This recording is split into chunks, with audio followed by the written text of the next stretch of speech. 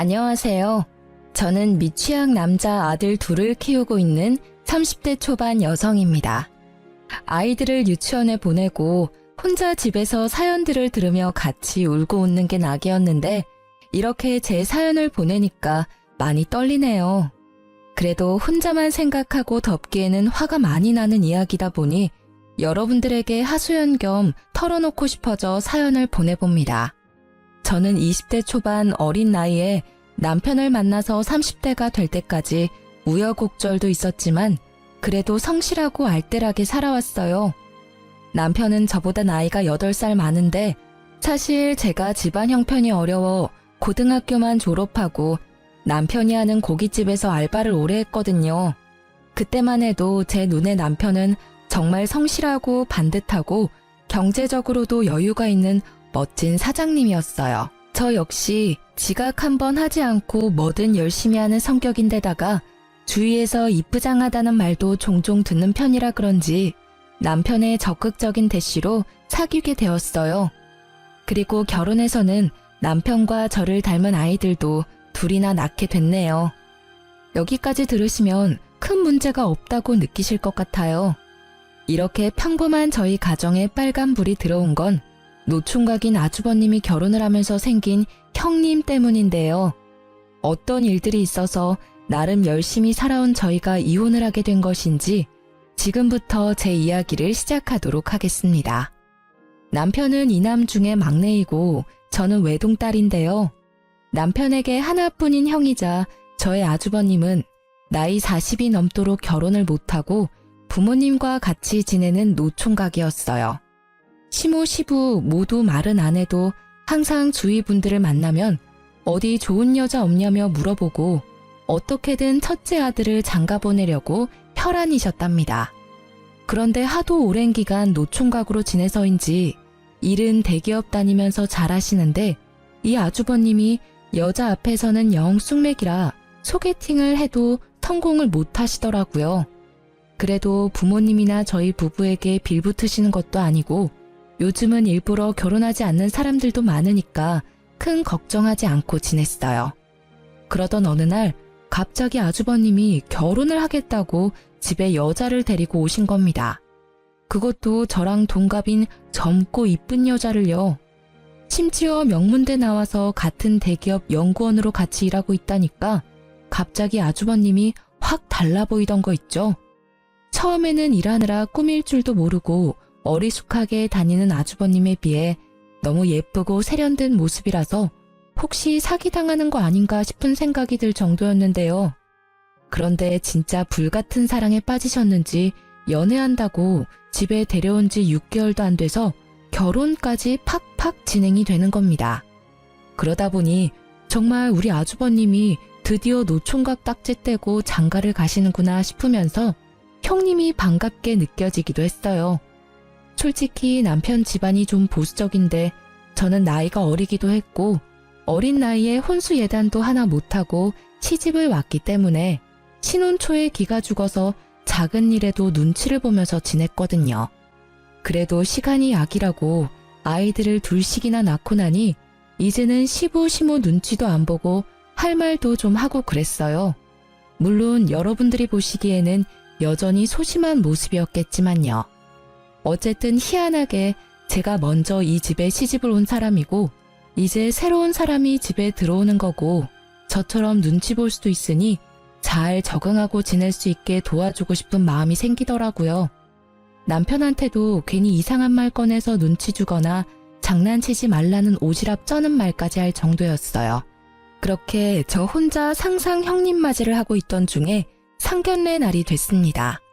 아주버님과 형님 둘 다 대기업에 다녀서 돈을 잘 벌어 그런지 근사한 호텔 룸식당을 잡아뒀길래 신기해하며 들어갔어요. 저희 가족이 제일 먼저 도착해서 주위를 둘러보며 기다리는데 진짜 생화랑 도자기 같은 걸로 된 장식품들이 엄청 많고 조명이며 테이블 의자며 돈 냄새가 확 나더라고요. 아이들이 한창 뛰어다니며 노는 시기인데 하나라도 만져서 깨트리면 큰일 나겠다 싶어 식은땀이 줄줄 났어요. 그렇게 하지마 앉아 소리를 반복하면서 난리치고 있으니 시부 시모와 아주버님이 들어오고 연이어 형님네 가족들이 들어오면서 식사가 시작됐습니다. 형님 부모님은 지방에서 부동산 임대업을 한다더라고요. 아주버님처럼 성실하고 든든한 사위를 얻게 돼서 너무 기쁘다면서 웃는데 시모 시부 얼굴이 그렇게 환한 건 처음 봤습니다. 형님도 따로 메이크업과 헤어를 받고 왔는지 이날따라 너무 예뻤어요.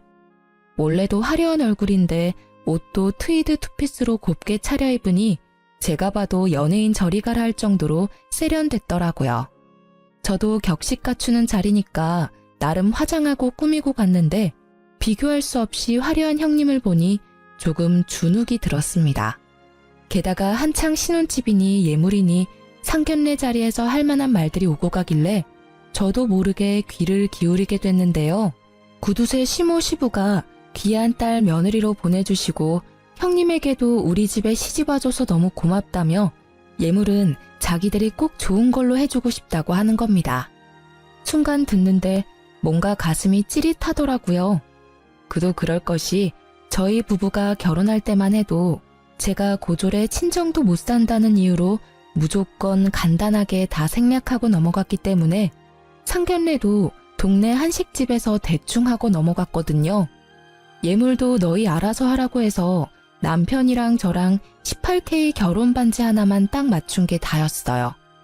물론 다 부부 형편에 맞춰서 하는 거라지만 저랑 동갑인 형님이 이렇게 다르게 결혼을 시작하는 걸 보니 마음이 편하진 않더라고요. 이 와중에 에피타이저부터 시작해서 값비싼 어패류, 갑각류, 보양식까지 주르륵 코스로 들어오는데 밥 안 먹고 놀겠다고 자꾸 자리에서 일어나는 아이들을 붙잡고 있자니 음식이 코로 들어가는지 입으로 들어가는지 모를 것 같았습니다.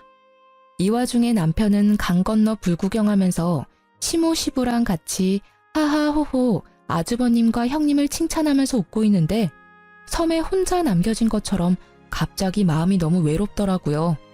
그래도 이날은 아주버님과 형님이 주인공인 상견례 자리니 신경 쓰지 말고 밥이나 먹고 가자는 마음으로 웃으며 있었는데요. 이런 제 마음을 아는지 모르는지 이 형님이 자꾸 말을 거는 겁니다. 말씀 많이 들었어요. 재수씨가 있는데 너무 착하고 아이들도 잘 키우고 잘 사신다고요. 저랑 나이가 같다고 들었는데 제가 뭐라 불러야 할지. 아이고, 나이가 무슨 상관이야. 네가 손윗 사람인데. 아가, 네가 동서라고 부르고 둘째 너는 형님이라고 부르면 된다. 알겠지? 친하게 지내는 것도 좋지만 동갑이라고 예의에 어긋나면 안 된다. 자부인, 제가 중간에서 교통정리를 잘할게요. 너무 염려하지 마세요. 중간에서 툭툭 끼어드는 시모가 너무 얄미웠어요. 그래도 좋은 자리니까 참을 인을 마구 마음속에 새겼죠. 그런데 시모보다 더 짜증나는 건 눈치 없는 형님이었어요. 아주버님한테 못 들은 건지 뭔지 자꾸 고졸인 저한테 무슨 과였냐고 물어보질 않나, 어디서 많이 본 얼굴이라고, 자기 친구가 다닌 학교 혹시 나오지 않았냐고 물어보질 않나. 그냥 슬슬 넘어가려고 했는데 굳이 꼬치꼬치 따져서 제 입에서 결국 고졸이라는 말이 나오게 하는 겁니다. 아, 죄송해요. 제가 실례를 했네요. 요즘 워낙 다들 대학 나오니까 당연히 동서도 나왔을 거라 생각을 했어요. 제가 생각이 짧았어요. 사과드릴게요. 아, 내가 왜 그랬지? 형님의 태도가 참 기가 막히더라고요. 좋은 말도 한두 번이지 계속 사과를 하니까 제가 고졸이라는 게 뭔가 큰 잘못을 한 것 같은 거예요. 이 기분이 말로 표현이 안 되는데 그 상황은 그랬습니다. 살면서 제가 고졸이라는 것에 대해 큰 불편함이나 부끄러움은 없었어요. 제가 대학교를 가지 않았다고 해서 열심히 살지 않은 건 아니니까요. 그런데 형님 반응도 너무 웃기고 시부, 시모 다 있고 형님 부모님까지 있는 데서 이렇게 제 학력이 화두에 오르는 건 아니라는 생각이 들었죠. 그래서 남편한테 중간에서 중재 좀 하라고 눈치를 줬는데 들은 척도 안 하고 밥만 먹고 허허 웃고 있는 거예요. 순간 얼마나 짜증이 나던지 명문대 나온 형님이랑 고졸인 제가 동갑이라는 이유만으로 이렇게 묶여서 마음이 불편해지는 게 진짜 너무 싫고 화가 났어요.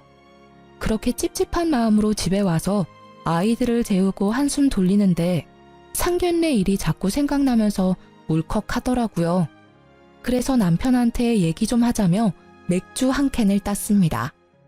여보, 오늘 어땠어? 아주버님이랑 형님 상견례 말이야. 어떠긴 뭐가 어때? 사돈 딸 분들 인상도 좋은 것 같고 지방에서 그 정도 사업할 규모면 돈도 좀 있는 것 같고 우리 형 이제 인생 좀 피나 잘 됐다 이런 생각 들지. 나는 오늘 너무 짜증났어. 알아? 나 혼자 애들 둘 데리고 낑낑대면서 밥도 잘 못 먹고 난리인데 당신은 혼자 밥 잘 먹고 웃고 떠들고 행복해 보이더라. 그리고 그 여자 아주버님이 말해서 뻔히 아는 거 아니야? 나 고졸인 거. 거기서 내 얘기가 왜 주가 되는 건데 너무 웃기지 않아? 아, 몰랐겠지. 당신 이렇게 민감하게 구는 거 자격지심이야. 그리고 누가 밥 먹지 말랬어? 그러니까 내가 애들 장모님한테 맡기고 가졌잖아. 자기가 꾸역꾸역 애들 데리고 가놓고는 왜 나한테 그래? 맨날 무보수로 우리 엄마한테 애 맡기는데 미안하지도 않아 당신은? 내가 용돈 좀 드리자니까 당신이 한사코 말렸잖아. 엄마 허리도 아프고 손목도 아프고 애들 보느라 안 아픈 데가 없대. 우리 엄마 아빠도 그렇거든? 나이 들면 다 그래. 화가 나서 남편한테 상견례 때 짜증났던 일들을 말하다 보니까 평소에 남편에게 쌓였던 불만들이 같이 터졌어요. 남편이랑 고깃집을 같이 보느라 아이들 둘을 친정엄마가 자주 봐주셨는데 남편이 워낙 짠돌이라 눈치를 주는 탓에 용돈 한 푼 맘 편하게 챙겨드리지 못해 죄송했거든요. 그러다 보니 순간 나도 이렇게 살아서는 안 되겠다 싶고 형님처럼 대기업에 취직하지는 못하더라도 경제적으로 자립을 좀 해야겠다는 생각이 들었습니다. 그래서 학교 다닐 때부터 관심은 많았지만 형편 때문에 못했고 결혼해서는 아이들을 키우느라 미뤄두었던 파티쉐 공부를 해야겠다고 선언을 해버렸죠. 제 말에 남편은 쓸데없는데 돈 쓰지 말고 가게 일이나 더 열심히 하라고 했지만 자극받은 저를 말릴 순 없었습니다. 평소에 아이들 등원시키고 가게 나가기 전에 쉬던 오전 시간에 학원을 다니면서 저도 제 삶을 좀 열심히 꾸려보기로 했어요. 시간이 흘러 어느 날 명절이었습니다. 형님은 일이 있어서 당일에 온다면서 저보고는 전날에 와서 음식할 리스트를 알려주더라고요. 너무 익숙한 일이라 애들 데리고 또 가서 낑낑대며 요리를 했어요. 그래도 첫 명절이라 형님이랑 아주버님이 선물을 많이 사왔더라고요. 얼핏 봐도 명품 쇼핑백들이 한가득이라 돈 꽤나 썼네 싶었습니다. 원래 아주버님은 명품의 명자도 모르는데 형님 취향이 잔뜩 반영된 선물이구나 생각이 들었죠. 그렇게 제가 만든 음식으로 올린 다과상을 받아들고 가족들이 모여서 오손도손 이야기를 나누더라고요. 그것까지는 아무 상관이 없었는데 형님이 가족들에게 선물을 하나하나 나눠주면서 현타가 세게 왔습니다. 이상하게 제게 주는 가방이 제일 크더라고요. 시모랑 시부가 그걸 보고 너무 돈 많이 쓴 거 아니냐면서 걱정할 정도였고 저도 뭔가 싶어 조금 설렜어요. 그런데 선물의 정체를 알고 진짜 찝찝한 마음이 들더라고요. 형님이 조심스럽게 꺼낸 건 중고 명품 가방이었는데요. 다른 가족들에게는 홍삼이니 보약이니 명품 가방에 스카프를 줘놓고 저한테는 자기가 몇 번 안 뜬 거라면서 중고 가방을 준 거였습니다. 물론 저도 압니다. 명품은 중고라도 값어치 있다는 거.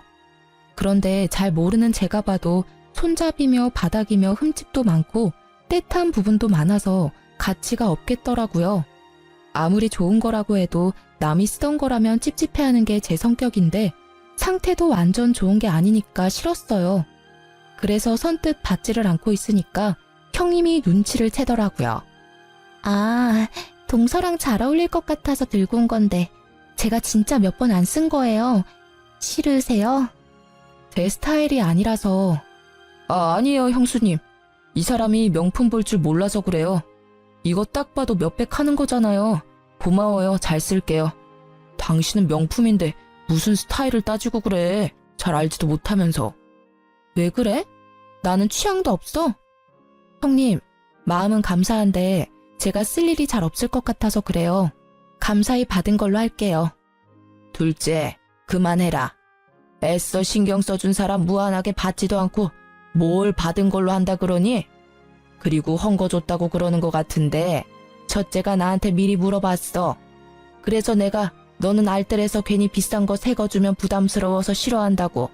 그냥 쓰던 거 헝거 줘도 된다고 내가 그랬다. 괜히 오해하고 그러지 말어. 아니 어머님, 저 오해 안 해요. 그런데 제가 무슨 헝거를 좋아해요? 저 알뜰한 건 맞는데 새 것도 좋아해요. 왜 그런 말씀을 하셨어요? 진짜 얼척이 없더라고요. 이야기가 커지니까 중간에서 아주버님이 당황해서 가방을 주섬주섬 들어 챙기는데 괜히 죄송하기까지 했어요. 형님은 또 계속 저한테 죄송하다고 그러는데 저만 또 중간에서 쓸데없이 예민한 사람 된 것 같고 다른 가족들 보기에도 민망해서 못 앉아 있겠더라고요. 그래서 가방 주시라고 잘 쓰겠다고 하고 받아줬어요. 그래도 마음이 답답해서 잠시 바람 좀 쐬고 오겠다면서 아이들을 데리고 근처 놀이터에 가서 좀 놀아주고 왔는데요. 저보고 헝거 좋아하니까 헝거 주라고 말했다는 심호도 화났지만 그 상황에서 대놓고 저에게 면박을 주던 남편이 더 짜증났습니다. 생각해보면 제가 알뜰하게 살게 된 것도 항상 없는 형편이니 아껴 써라 말하면서 저를 옥죄던 남편과 시댁 때문이었거든요. 그렇게 최저가 검색하면서 아끼고 살아야 되는 건가 보다. 친정이 못 사는 건 안 아끼고 살아서 그런 건가 보다. 어느새 이런 생각을 하면서 제 스스로를 구두쇠로 만들고 있었던 거였죠. 그렇게 10년 가까이 살다 보니까 저는 새 거 말고 헝거 좋아하는 사람이 되어 있는 게 너무 어이없지 않나요?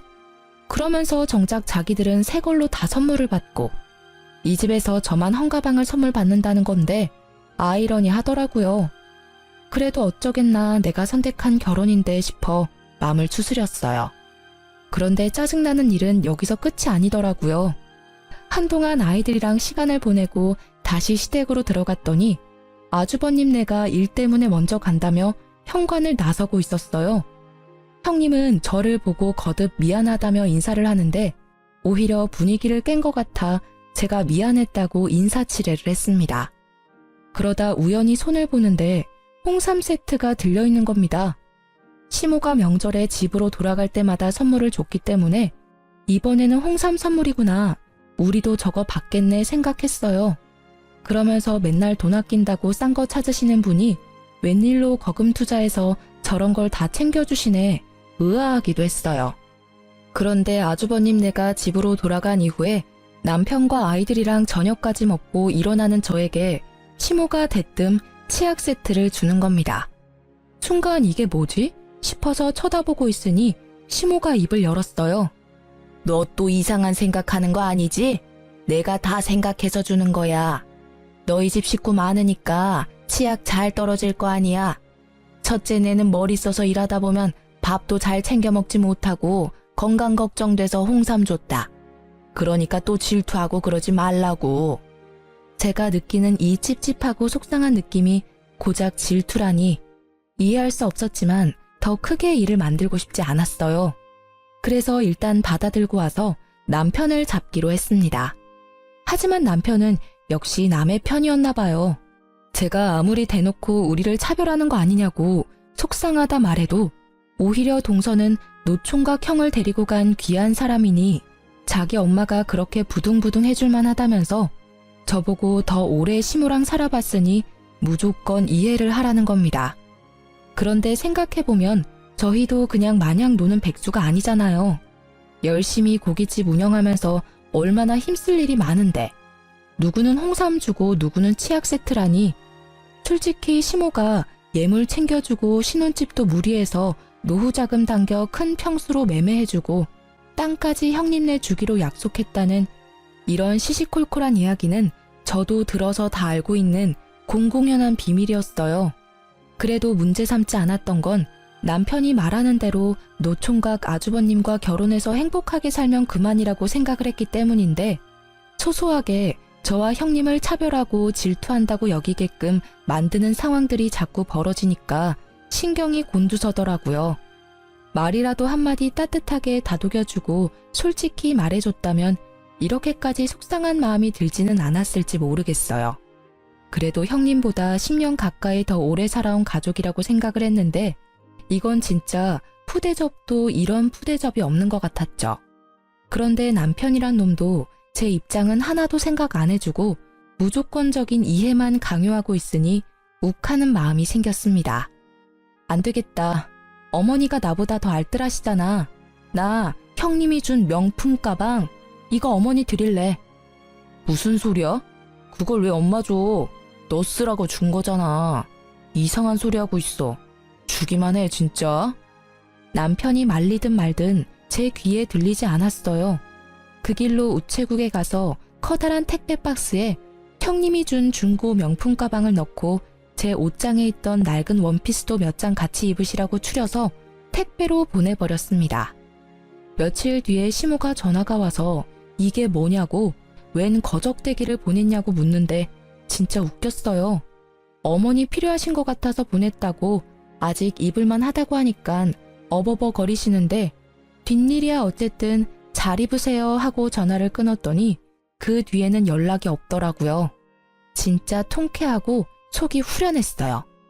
그 사이 형님은 허니문 베이비가 생겼습니다. 이쁜 애가 하고 시모 입이 귀에 걸렸더라고요.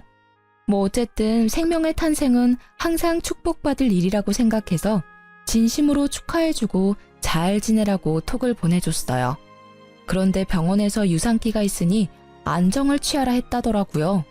그래서 일까지 그만두고 집에서 쉬고 있다고 했습니다. 저도 아이 둘을 임신하고 출산하면서 크고 작은 이벤트가 많았기 때문에 형님이 같은 여자로서 걱정이 되더라고요. 그래도 친정도 있고 남편도 있고 애정 쩌는 시모도 있으니 어련히 알아서 잘하시겠지 라는 생각을 했어요. 그런데 어이없게 시모한테서 연락이 오더라고요. 네 어머니 무슨 일 있으세요? 둘째야 첫째 얘기는 들었지? 애가 공부만 한다고 몸이 약한지 유산기 있다고 쉬라고 했다는데 내가 신경이 쓰여서 말이야. 너한테 부탁 좀 하려고 하는데 내가 돈 붙여줄 테니까 옆에 가서 수발 좀 들어주면 안 되겠니? 네? 수발이요? 저도 일하고 아이들 키우고 해야 하는데 어떻게 해요? 어머니가 가시는 게 맞지 않아요? 아니면 친정 어머니나. 친정이 멀어서 못 올라온대. 그리고 나는 너무 늙고 시어미가 가면 마음이 더 불편하지. 안 그래? 너도 알잖아. 애들은 이제 많이 커서 혼자 잘 있으니까 내가 데리고 있을게. 좀 가서 맛있는 것도 차려주고 집안일도 좀 도와주고 해주면 안 되겠니? 어머니, 저도 애들 가졌을 때 똑같이 힘들어서 피도 비치고 안 좋았어요. 그래도 어머니, 저 혼자 누웠다 일어났다 하면서 다 낳고 그랬어요. 어머니는 그때 저한테 이렇게 신경 써주셨어요? 저 이런 말 안 하려고 했는데 너무 섭섭해요. 뭐가 또 섭섭하다고 그래? 너는 젊었잖아. 너랑 지금 첫째랑 아기 낳는 나이가 다른데 그걸 또 그렇게 속 좁게 구니? 아유, 그냥 좀 도와줘. 내가 돈 준다고 하잖아. 진짜 너무너무 섭섭하고 서럽더라고요. 친정 형편이 어려워서 경제적으로 부족함은 있었지만 그래도 엄마 아빠 모두 저를 외동딸로 아끼며 키워주셨어요. 그런데 시모는 저보고 당연하다는 듯이 돈 줄 테니 형님 수발을 들라고 하는데 진짜 분노가 치솟더라고요. 처음에는 그렇게 뻔뻔하게 말하다가 제가 뭐라 하니 계속 고민하다가 안 되겠다 싶어서 용기 내 말하는 거라면서 염치 없지만 부탁하자고 태세 전환을 하는데 말문이 막혔어요. 기분도 나쁘고 사실 저도 이맘때쯤 제과제빵 학원을 다니면서 고깃집도 다니고 아이들도 케어하느라 몸이 10개라도 모자랐거든요. 그래도 어쩌겠어요. 같은 여자로서 유산기가 있다고 힘들다는데요. 나 몰라라 했다가 아이가 잘못되면 진짜 웃긴 얘기지만 네가 안 도와줘서 그렇다면서 시모가 또 저를 몰아세울 것 같은 거예요. 그래서 결국 큰맘 먹고 형님을 돌봐주러 다니기 시작했답니다. 정말 저도 친구가 이랬다고 저한테 이야기하면 바로 미쳤다면서 그러고 왜 살았냐고 뭐라 했을 거예요. 그런데 사람이 너무 구석으로 몰리면 사고 회로가 막히는지 어쩔 수 없다. 조금만 도와주자. 바보같이 생각이 들던 거 있죠. 결국 형님 집으로 들어가서 수발을 들기 시작했어요. 처음에는 고마운데 너무 부담스럽다면서 사양하던 형님도 제가 드나들면서 밥 해주지 빨래 해주지 군말 없이 케어해주니까 마음이 놓였는지 점점 저에게 이것저것 요구를 하더라고요. 심지어 요구사항이 점점 과해져서 저녁 다 먹고 갑자기 삼겹살을 구워달라고 하지를 않나. 하루는 한겨울이라서 꽤 추웠는데 갑자기 참외가 먹고 싶다는 겁니다. 동서, 나 진짜 미안한데 참외 좀 구해줄 수 있어요? 나 원래 참외 싫어하는데 이상해요. 봉봉이가 먹고 싶나 봐요. 참외요? 지금 백화점에도 참외 없을 텐데. 뭐 다른 건 안 돼요?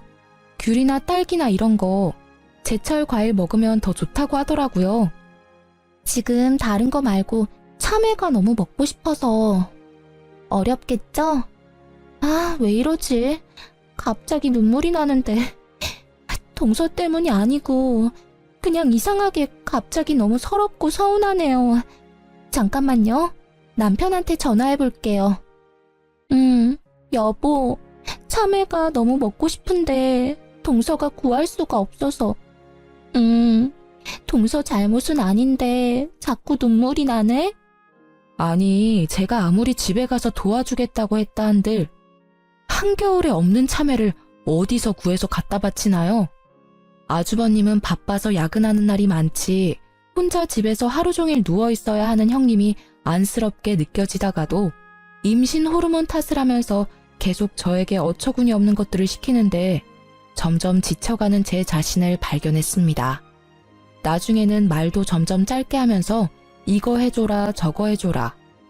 자기가 할 수 있는 물 한 잔 마시는 것도 저보고 다 해달라는데 진절머리가 나서 더는 같이 있어주기가 싫더라고요.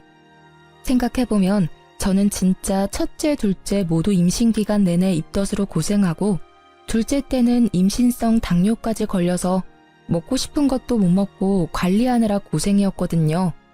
그래도 누구 하나 의지하지 않고 제 힘으로 버텼어요. 물론 남편이나 시모가 경제적으로 도와준 건 있지만 형님처럼 이렇게 의존하지는 않았단 말이죠. 저랑 같은 나이에 이렇게 다른 결혼 생활을 하는 형님을 보니 애 낳고 나면 또 얼마나 유세를 떨까 싶기도 했어요. 그래서 이제는 더 못 도와주겠다고 말했는데 형님이 다행히 중후기에 접어들면서 안정감을 찾았는지 이제 안 와줘도 될 것 같다면서 남편이 연차를 못 내서 그러는데 마지막으로 산부인과에 한 번만 같이 가달라 하더라고요.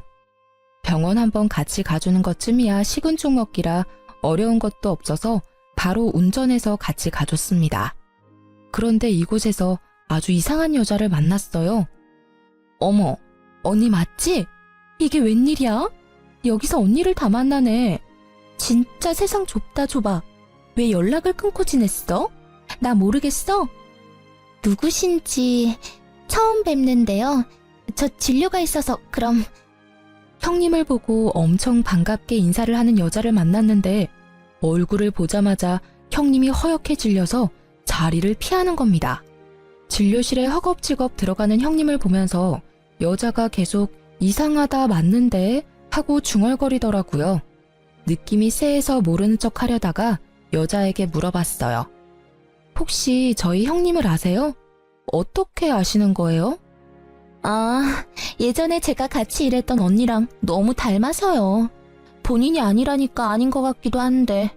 그런데 목소리까지 너무 닮았는데 신기하네요. 사람이 이렇게까지 똑같이 생길 수가 있나? 그래요? 혹시 명문대 나오셨어요? 아니면 땡땡전자 다니세요? 아니요. 아, 저분은 명문대 나와서 땡땡전자 다니시나 봐요. 에이, 그럼 제가 아는 사람은 절대 아니겠네요. 사람 잘못 봤나 봐요. 저 아는 사람은 그런 데 다닐 위인이 아니거든요. 천천히 일해서 돈 버는 건 절대 못해요. 한 번에 확 당겨야지. 제가 초면에 별 얘기를 다 하네요. 그럼 안녕히 가세요. 1, 2분 정도의 짧은 대화였지만 제 뇌리에 그 여자가 확 박혔어요. 여자의 감이라는 거 다들 공감하시죠? 형님이 자기가 아는 사람이 아닐 거라 얘기는 하는데 눈빛이며 손짓이며 형님이 들어간 진료실을 빤히 바라보며 웃는 그 여자의 얼굴에는 뭔가 무언의 확신이 있었어요. 진료실을 나온 형님도 주위를 두리번거리며 아까 그 여자는 갔냐면서 재차 묻더라고요. 아는 사람도 아닌데 왜 그렇게 신경을 쓰냐니까 요즘 하도 세상이 흉흉해서 찝찝해서 그런다고 웃어넘기는데 살짝 떨리는 입꼬리가 너무 이상했습니다.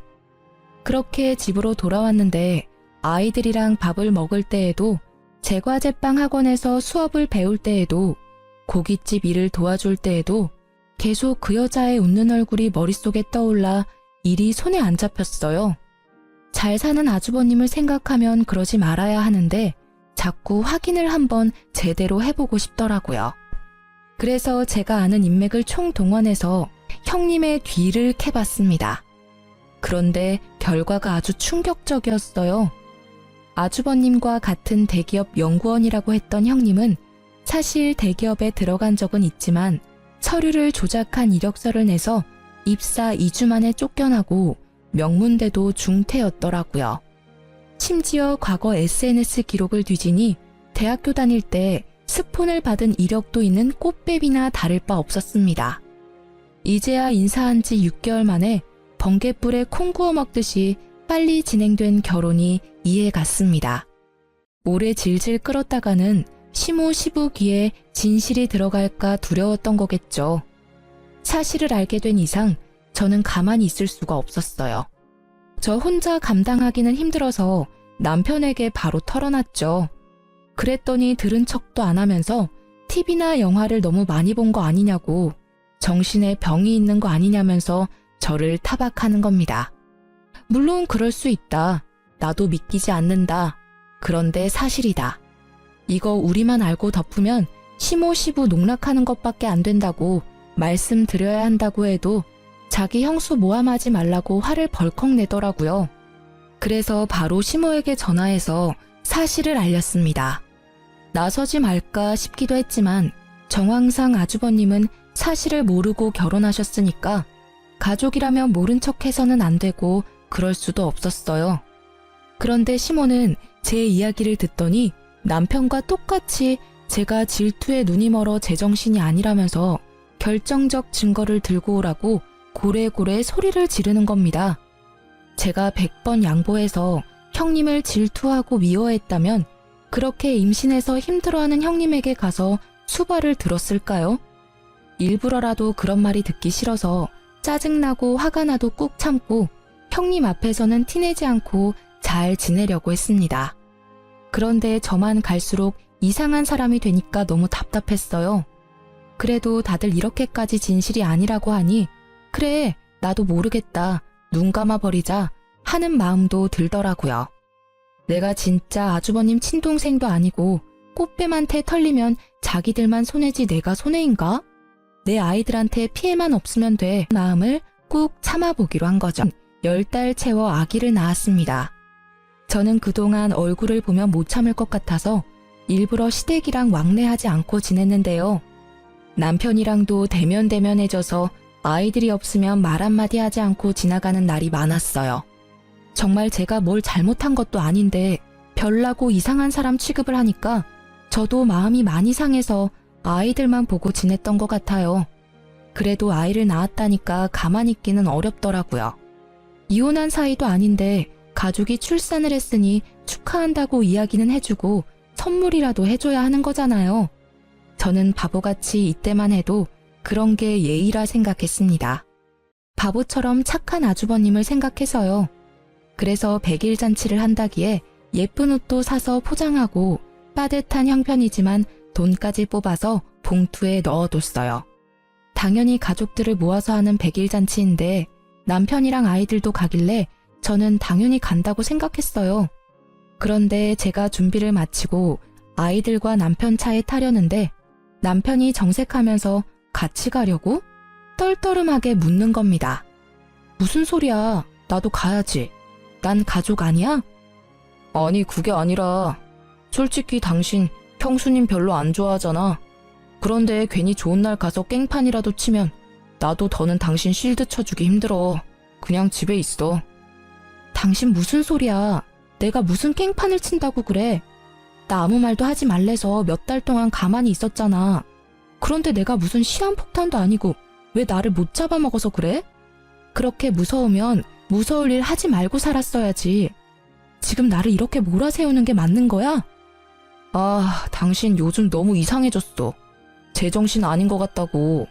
솔직히 애들 당신이랑 같이 생활하는 것도 안 좋은 영향 줄까봐 너무너무 걱정될 정도야. 알아? 그냥 오지 말고 집에서 잠이나 자.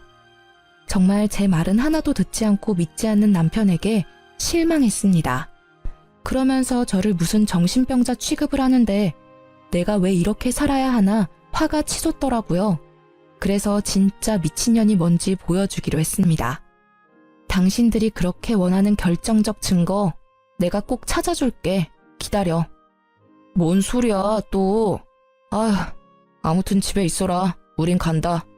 가자, 얘들아. 엄마가 머리가 많이 아프대. 병원 가야 돼, 병원. 아휴. 남편이랑 아이들을 형님네 아기 100일 잔치에 보내고 바로 집에 돌아와 예전에 받았던 형님 관련 자료를 뒤졌어요. SNS를 타고 들어가서 형님의 옛날 친구를 찾았습니다. 딱 봐도 하류계 쪽에서 일하는 것 같았는데 몇 달 전에도 연락할까 말까 하다가 아주버님 생각해서 참았거든요. 그런데 나만 병자로 몰아가는 남편과 시모를 보니 너무 빡쳐서 더는 참을 수가 없겠더라고요. SNS 메시지를 남기니 생각보다 빨리 답이 왔어요. 알고 보니 형님은 과거의 친구나 지인 남편, 지인 남친들을 꼬셔서 사기치고 돈까지 뜯은 후에 잠수 타는 게 특기였더라고요. 자기도 당했다면서 그때 파혼하고 남자 기피증이 생겨서 아직 이렇게 사는데 그녀는 결혼해서 애까지 낳았냐는 겁니다. 그날 밤 집으로 돌아온 남편에게 이게 결정적 증거 아니냐면서 메신저를 하나씩 보여줬는데 반응은 여전히 차가웠어요. 이런 게 다 사기야, 사기. 왜 모르는 사람 말을 더 신뢰해? 형수님, 우리 이제 가족이잖아. 언제까지 이렇게 질투할 거야? 나 질투 아니야. 너무 억울해. 여기 봐. 형님 얼굴 사진이잖아. 형님 이야기 맞는데 왜 나보고만 아니라고 해? 난 안 믿어, 못 믿어. 제발 그만 좀 해. 진짜 확 정신병원 보내버리기 전에. 뭐라고? 형수님은 자기가 임신했을 때 도와주러 와서 옷도 많이 두고 갔다면서 하나도 안 버리고 모아뒀다고 오히려 세탁 못해서 미안하다더라. 자기가 그때 와서 많이 도와줬다고 평생 못 잊을 거래. 어떻게 이런 사람을 그렇게 모함하고 헐뜯어? 남편의 뒷말은 하나도 들리지 않고 정신병원 보내버린다는 말이 가슴에 비수가 돼서 꽂혔어요. 어떻게 자기 아내 말은 하나도 믿어주지 않고 듣기 싫고 일 만들기 싫다는 이유로 병원에 보내버린다고 큰 소리를 칠 수 있는지 남편에게 온갖 정이 떨어지더라고요. 더는 같이 살기가 싫었고 이렇게 제가 애먼 사람 헐뜯고 모함하는 사람으로 아이들 기억에 남기 싫었습니다. 그래서 내가 잘못했다면서 반성하겠다고 거짓으로 말하고 기다렸다가 시댁의 아주버님과 형님 그리고 저희 식구가 다 모여 밥 먹는 날에 맞춰 SNS 속 형님 친구에게 주소를 알려줬어요. 언제든 복수해주겠다면서 자기한테 소재지만 좀 말해달라고. 깜빵 가도 되니까 그년 가만 안 두겠다고 벼르던 여자였어요. 화기애애한 분위기에서 밥을 먹고 있는데 시간 맞춰 여자가 왔습니다. 누구세요? 야 이년아, 여기 숨어 있었어? 내 인생 나락 보내버리고 너 혼자 이렇게 평생 잘 살 수 있을 거라 생각했니? 내 남편이랑 천년만년 살 줄 알았더니 이렇게 또 호구 한 명 잡았어? 내 돈 내놔, 내 돈! 그러자 여자가 엄청난 힘으로 문을 열고 형님의 머리채를 잡아 끌었습니다. 벙찐 아주버님을 뒤로 하고 시모가 형님을 보호했어요. 그러자 그 여자가 시모 머리채까지 끌어서 내던지고 형님 뺨을 세차게 연거푸 때리더라고요. 남편이랑 시부가 놀라서 여자들을 뜯어 말리는데 도저히 힘에 부치자 저보고 멍청하게 가만히 서 있지 말고 112에 신고하라면서 저러다 형님 죽겠다면서 뭐라 하는 거예요. 그 소리를 듣는데 아휴, 진짜 피가 거꾸로 솟는 기분이었습니다. 그래서 바로 가방 속에서 유전자 검사지를 꺼내서 던졌어요. 진짜 멍청한 건 니들이야. 꽃뱀한테 속아서 허우적거리는 거 내가 가족이라고 그래도 알아야 한다고 그러니까 뭐? 사람 정신병자 취급해놓고 결정적 증거를 가져와. 그래서 가져왔어, 결정적 증거. 어디 한번 천천히들 살펴보시던가요. 뭐라는 거야 지금. 당신 진짜 미쳤구나. 이 여자가 그러더라고. 형님한테 쌓인 게 너무너무 많대. 자기가 깜빵 간다고 유전자 검사까지 다 도와줬어. 가족보다 낫지 않니? 내가 질투를 한다고? 내가 모함을 한다고? 나는 호구 잡힌 가족에서 빠질게. 이혼해. 너무 화가 나서 사실 형님 아기 봐줄 때 몰래 친자 검사를 의뢰했는데 어이없게 아주버님과 아기가 친자가 아니더라고요. 이런 상황에서 끝까지 내 말을 믿기는커녕 듣지도 않고 형님만을 위하며 감싸고돈 남편과 시댁에 이혼을 통보했어요. 남편은 끝까지 미쳤다면서 정신병자라고 하고 아주버님은 검사지 읽으면서 오열하고 시모는 충격에 뒷목을 잡고 쓰러지는 걸 보고 집을 나왔습니다. 그렇게 저는 우여곡절 끝에 이혼을 하게 됐습니다. 아이들이 이 모든 상황을 지켜본 건 정말 마음 아팠어요. 하지만 하나뿐인 아빠가 엄마에게 정신병원에 보내겠다면서 으름장 놓는 가정에서 지내는 것보다는 낫다고 생각합니다. 이혼하고 이 모든 일에 책임을 물어 남편은 집을 주고 양육비를 저와 아이들에게 보내주고 있어요. 아주버님은 이 모든 상황을 알고도 결혼했지만 아기까지 자기 핏줄이 아닌 줄은 몰랐다고, 회사도 못 나가고 방에서 안 나온다고 하네요. 전 시부모는 당장 그년에게 소송 건다고 난리라고 하고요. 바락바락 미쳤다면서 소리를 지르는 걸 모두 지켜본 아이들이 아빠를 거부하고 한 달에 한 번 만나는 것도 싫다고 해서 남편은 현재 아이들도 제대로 못 보고 힘들어하고 있어요. 이게 다 진짜 충언을 듣지 않고 질투니 모함이니 저를 깎아내리기 바빴던 업보라고 생각합니다. 이제 제가 할 일은 항상 즐겁고 밝은 것들만 보여주면서 아이들이 겪었던 충격을 어루만져주는 것이겠죠.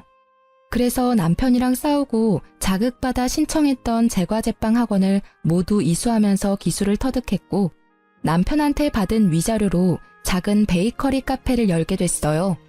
크지는 않지만 제가 워낙 성실하고 알뜰한 성격이라 아이들 둘 양육하면서 살기에는 모자람이 없을 듯하네요. 어쨌든 이혼하고 나서 제 하루하루는 너무나 편안합니다.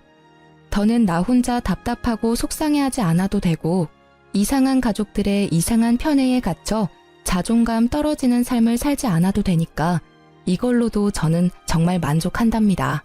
왜 진작 알을 깨고 나올 생각을 하지 못했는지 내 자신이 가장 소중하다는 걸 이제야 알겠어요. 정말 친한 친구들에게조차 선뜻 말하기 힘들었던 이혼 과정인데 이렇게 익명의 힘을 빌려서 털어놓고 나니 막혔던 속이 확 풀린 듯 시원하네요. 앞으로 제 앞날을 많이 응원해주세요. 감사합니다.